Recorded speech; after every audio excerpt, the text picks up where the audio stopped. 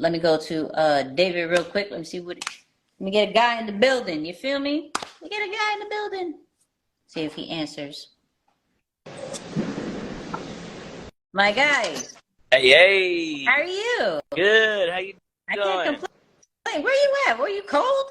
Yeah, no, I'm at work right now. I'm wearing my brand. Oh, so okay. I was like, it's kind of hot lately in places. I don't know where you live. That's why I'm like, maybe it's cold where you at. Right. Well, first of all, I wanted to say thank you. A friend of mine, Anthony Walker, B is for Black Wealth. He's an author. He sent me one of your videos where you did a 1-minute cap cut tutorial. Yeah.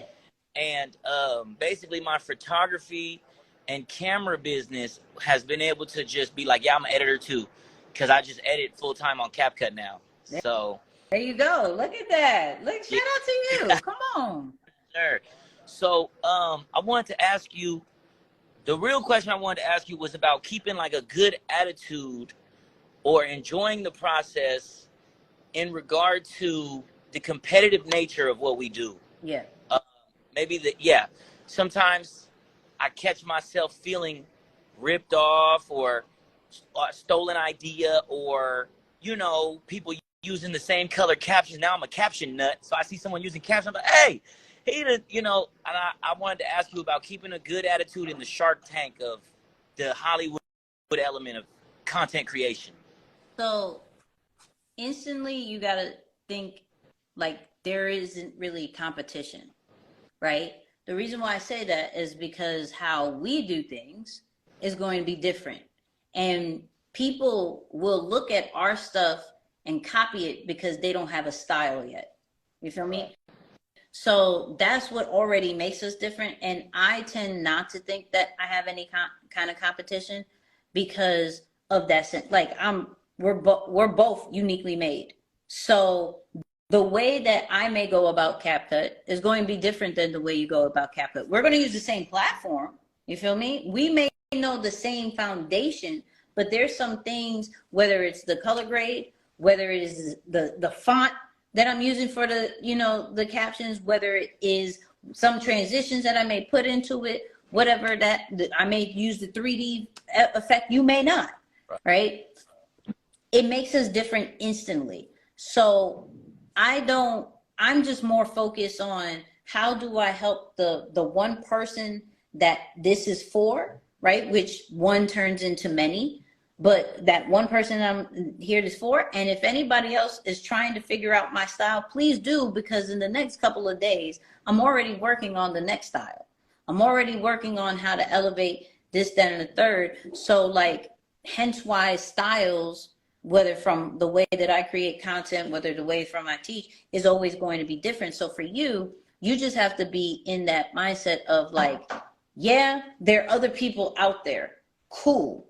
Right? But I have to concentrate on how I do things, because how I do things is for my audience. And even though I would like a wider audience, I'm not trying to steal their audience per se. They may come to me because they like the way I do things. Because the second that we start doing that, that competition type thing, now we're looking at their stuff and how do we take their stuff and put it into ours so we can stay competitive. Like, they're here because they're doing this. Let me go do exactly the same thing. And it's like, nah, now you're just being them instead of just being who you are. So I would instantly just change that on something like, I'm not really into, I'm just here to master my craft. Right. And by me mastering my craft, I'm going to get the clients that I'm supposed to get, right? And that I deserve to get based off the work ethic that I have.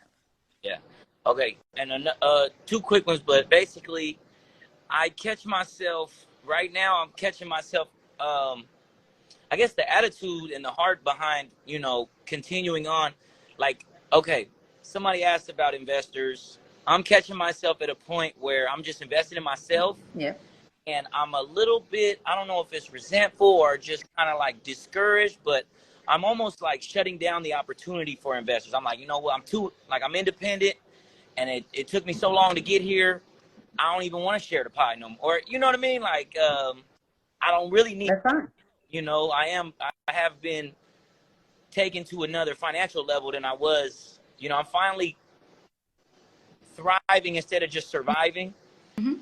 But I catch myself still needing to prepare humble pitches of how, like, look, I'm the real deal. My company's the real deal. Maybe invest in me. But maybe you could just speak into, like, that's the biggest insecurity factor. That's the most uncomfortable, is talking to somebody who doesn't see it yet. And I'm like, bro, I know you've seen my stuff, or I know, why do I have to explain myself? Or, yeah, approaching investors is a big problem. You know, it's awkward.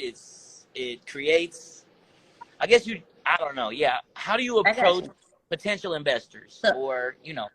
So for you personally, because I could tell you that, but are you in the state of like true ownership? I just want to do this on my own, rock out for a minute. Because if that's the case, it doesn't even matter about investors. Like, go do that until you hit that peak of, yo, I need a scale.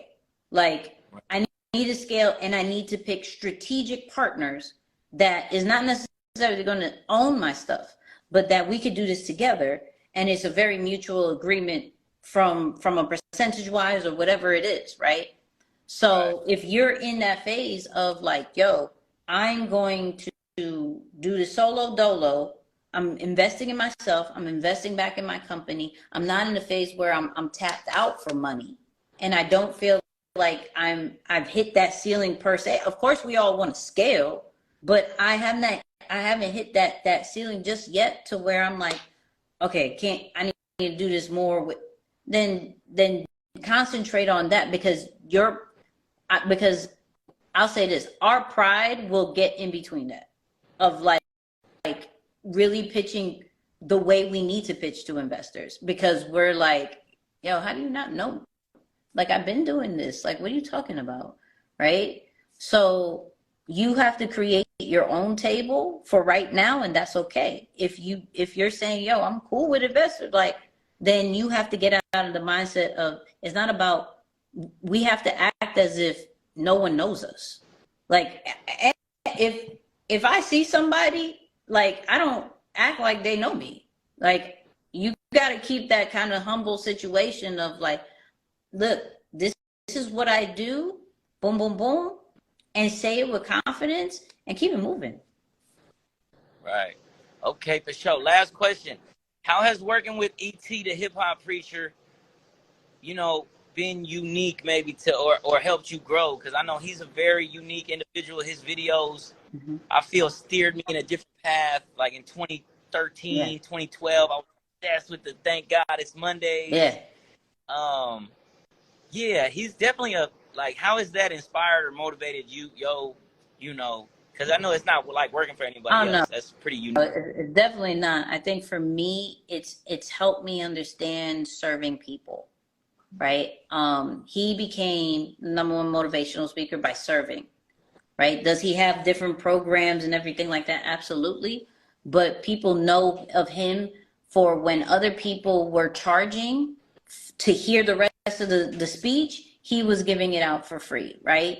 And so that I see the power of community and the loyalty that his fans have for him because he does that. I took that and I was like, you know what? It's about being a servant, because our brands aren't for us, it's for the people. So if I just give what I need to do based off what I've learned, what I've experienced and everything like that, I'm here to build that community rather than necessarily get a check, right? Because the check will come, the cash will come if I'm able to serve the people the way they need to be served. So that's something that I've definitely learned just being under the tutelage of E, and it's helped me blow up my, my whole brand. Yep, that's what's up. Well, thanks very much. I'm gonna buy that 90% off thing. Come on. You got.